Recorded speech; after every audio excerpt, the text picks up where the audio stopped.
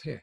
So, hello, this is Rob Osborne from Red Knight Solutions, and I'm just doing a look back at a blog post that I did at the start of this year to try and look into my crystal ball and see what would be big in digital marketing during 2017.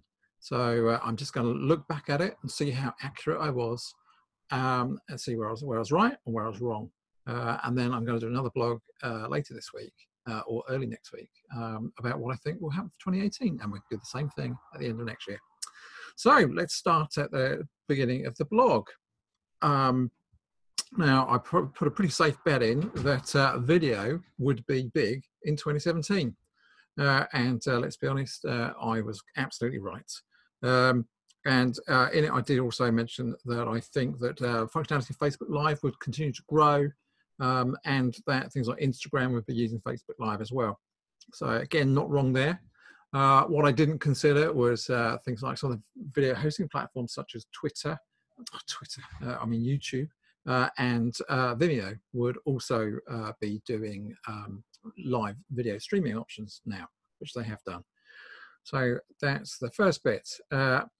I then also thought that augmented reality and 3D would be big, on the back of things like what was happening with Pokemon Go towards the back end of 2016, and seeing how that would move into the digital marketing world. But I have to say that hasn't really happened. So, and I'm not convinced it will do this year either. But that's for the next blog.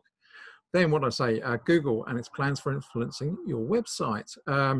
So key things are mobile responsive design. Nothing's changed there. AMP pages, which is a light version of pages, and looking at quick loading speed. All of that is still important. And I predict some further refinements of Google AdWords, and that certainly has been the case. So you can now do targeted advertising with demographics and things like that, which you couldn't do earlier this year. They have also rolled out a whole new interface. Yeah, it's pretty much on track with what I thought Google would be doing. Then I talked about Facebook. Yeah, I mentioned video and Facebook Live.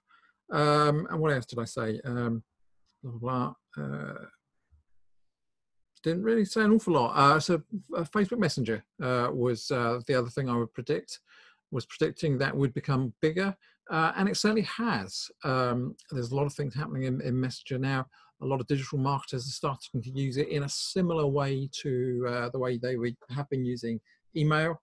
And there are tools out there that allow you to create automated responses and almost have conversations. And I think that's going to be even bigger in 2018.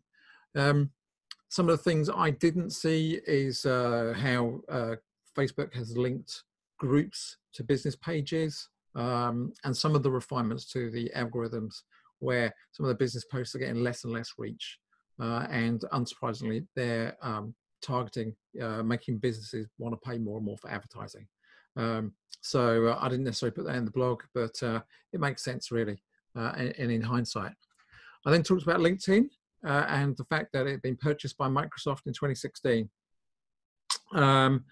And I did predict that LinkedIn would become more important, but I didn't really predict correctly how, because I thought things like groups would be revised, because LinkedIn groups were big, but I don't think there's been much there. And what we are starting to see is integration with some of the functionality between Office 365 and LinkedIn. LinkedIn have also started rolling out video. They haven't got a live stream yet, but it is easier to use video in LinkedIn now, which I did mention in the video section.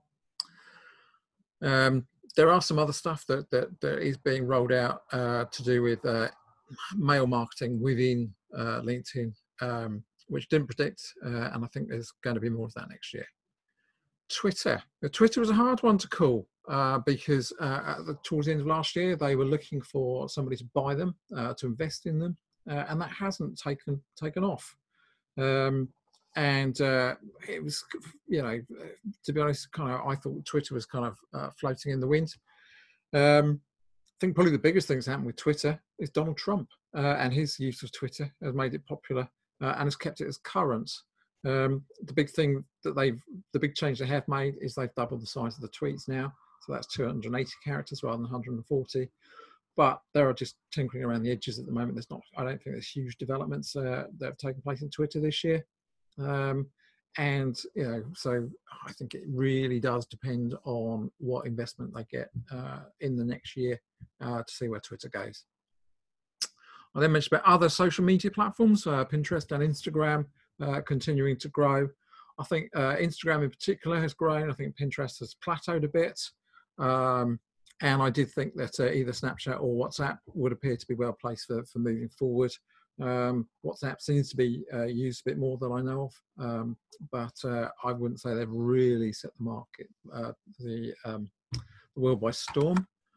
I did also post a question about whether it was the year that we'll see more and more small businesses actually developing their own apps. That hasn't really taken off yet, although there are opportunities out there. And I do think it is something to consider in the next year or two, because mobile is really the way forward for everybody. And I can see businesses doing more and more with being able to build simple apps to make it almost replacing websites. So whether that happens next year or the year after, we'll see. So anyway, that's a bit of a review of the blog I put. And I would say I did pretty well. Nothing too wrong, and a lot of things that were right. So my challenge is to look into my crystal ball next time and see how far I get. In the meantime, can I take this opportunity to wish you all a very Merry Christmas and a happy and prosperous New Year. And I hope you keep reading my blog. Thank you.